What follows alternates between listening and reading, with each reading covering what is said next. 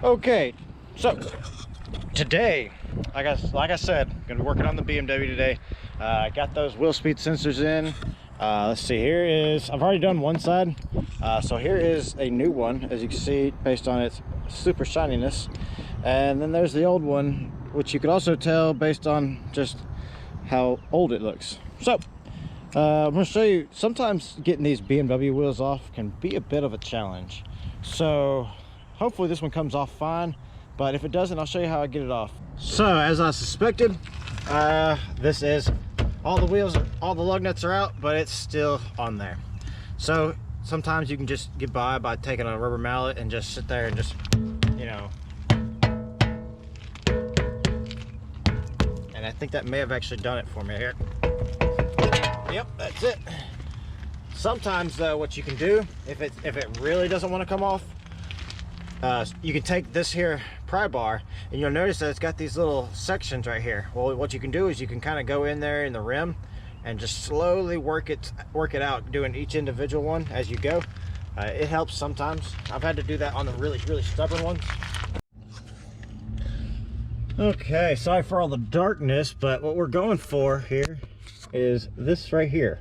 So that is a 5mm Allen wrench, and so I'll go ahead and pop that off real quick. Okay, so it can be a bit of a challenge to separate these right here. Like, you just can't pull it away. So I take a really thin screwdriver and I'm just gonna make sure I get right there on the edge and I'm just tapping, not doing nothing major, just a little.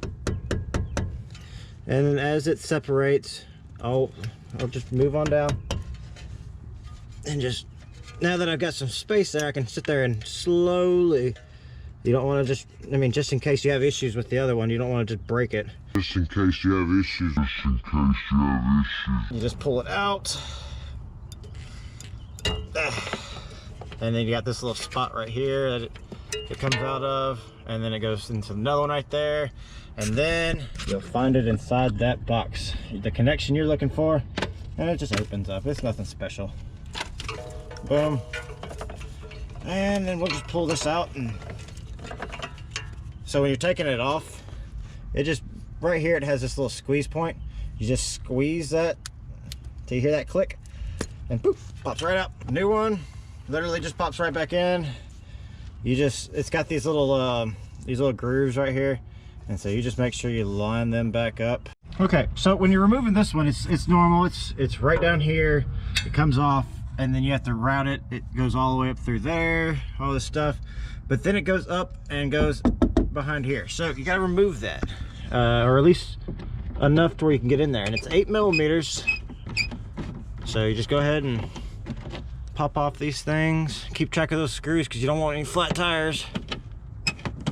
Or you also don't want to be missing any parts, I guess. That would be probably the more. Let's see here. And then it's, so you got those two right there. You want to go ahead and take loose. You're going to have to take loose that one right there. And then there's two under here that you're going to want to take loose. Oh, there's one right here too. One right here. Didn't even see it with all the mud and everything caked up. Ah, shitty driveway. Ah, so right there is what we're looking for. So, yeah, let's go ahead and hop up in there, and I mean, it's just like the other one. You hold that clip, pull it out, yeah.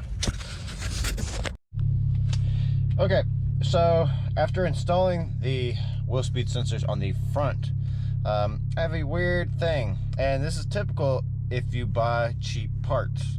So let me show you what I mean. So watch. So these are the front ones right here, and this is the back one, and then there's a back one right up there.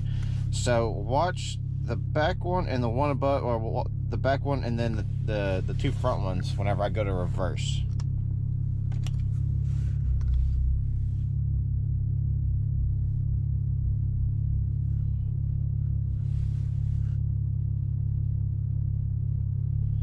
Okay, there they go. You see how it's saying, it was saying forward when I was going in reverse, so now let's put it in drive.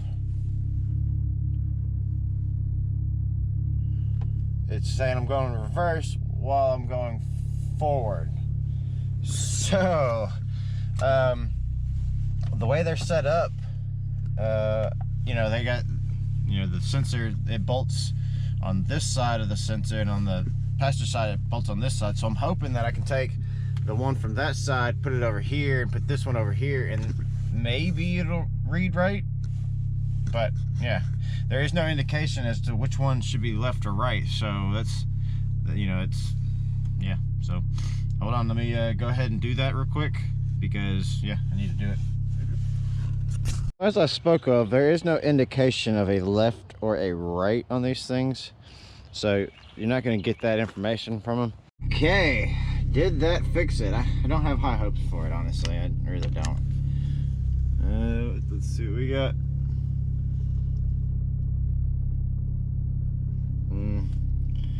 Nope, it's still fucking in reverse. Yeah, that's what I suspected. So yeah, so luckily I still had the original ones, so I threw those back in, and let's make sure that everything is working right, and let's scroll down. So that should be enough for us to see what we need.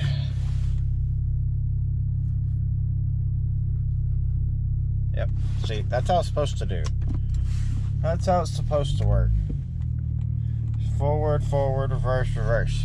I don't know why, I don't know how you messed that up. I don't understand how. That's why you don't buy cheap parts. I now, okay, yes, I did a video saying don't buy cheap parts, and then I have another one where I have more cheap parts. I had already bought those. So, but the lesson is still there.